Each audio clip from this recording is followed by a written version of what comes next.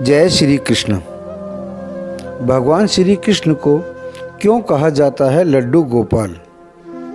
कान्हा को क्यों और कैसे मिला ये नाम? जैसा कि हम सभी जानते हैं कि भगवान श्री कृष्ण को कई नामों से जाना जाता है, जैसे श्याम, मोहन, लड्डू गोपाल, बंसीधर, कान्हा आदि। इनमें लड्डू गोपाल नाम काफ़ी प्रसिद्ध है, लेकिन क्या आप जानते हैं कि भगवान कृष्ण का नाम लड्डू गोपाल कैसे और क्यों पड़ा? दरअसल ब्रजभूमि में भगवान श्री कृष्ण के एक परम भक्त थे जिनका नाम था कुंभन दास। कुंभन दास का एक पुत्र था रघुनंदन। कुंभन दास हर समय श्री कृष्ण की भक्ति में लीन रहते थे और पूरे नियम से भगवान की सेवा करते थे। वे उन्हें छोड़कर कहीं नहीं जाते थे ताकि उनकी सेवा में कोई विघ्न न हो। एक दिन वृंदावन से उनके लिए भागवत कथा करने का न्योता आया। पहले तो उन्होंने मना कर दिया, लेकिन लोगों के जोर देने पर वे कथा के लिए जाने के लिए तैयार हो गए। उन्होंने सोचा कि भगवान की सेवा की तैयारी करके वे रोज़ाना कथा करके वापस लौट आएंगे, जिससे भगवान की सेवा नियम भी नहीं छूटेगा। उन्होंने अपने पुत्र को समझा दिया कि वे भोग तैयार कर चुके हैं, तुम्हें बस समय पर ठाकुर जी को भोग लगा देना है।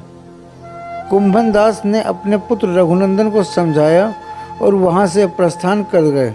रघुनंदन ने भोजन की थाली ठाकुर जी के सामने रखी और सरल मन से आग्रह किया कि ठाकुर जी आओ और भोग लगाओ।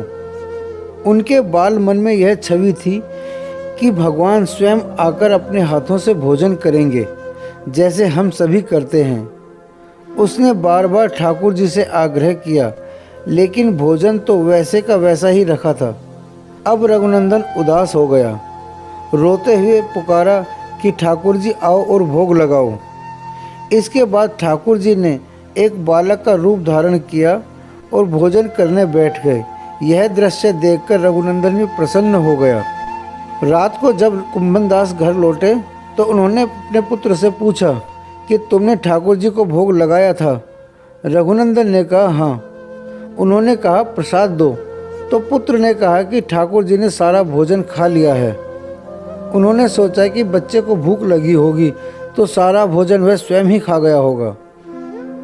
अब तो ये रोज का नियम हो गया कि कुंभन दास जी भोजन की थाली लगाकर जाते और रघुनंदन ठाकुर जी को भोग लगाते, और जब वे वापस लौटकर प्रसाद मांगते तो एक ही जवाब मिलता कि ठाकुर जी ने सारा भोजन खा लिया है। कुंभन दास को अब लगने लगा था कि पुत्र झूठ बोलने लगा है। कुंभन दास ने एक दिन लड्डू बनाकर थाली में सजा दिए और छिपकर देखने लगा कि बच्चा क्या करता है। रघुनंदन ने रोज की तरह ठाकुर जी को पुकारा तो ठाकुर जी बालक के रूप में प्रकट होकर आए और लड्डू खाने लगे। यह देखकर कुंभन दास जी दौड़ते हुए आए और प्रभु के चरणों में गिरकर विनती करने लगे। उस समय ठाकुर जी के एक हाथ में लड्डू और दूसरे हाथ वाला लड्डू मुख में जाने को ही था कि वे जड़ हो गए। उसके बाद से ही उनकी इसी रूप में पूजा की जाती है और वे लड्डू गोपाल नाम से कहे जाने लगे। जय श्री कृष्ण।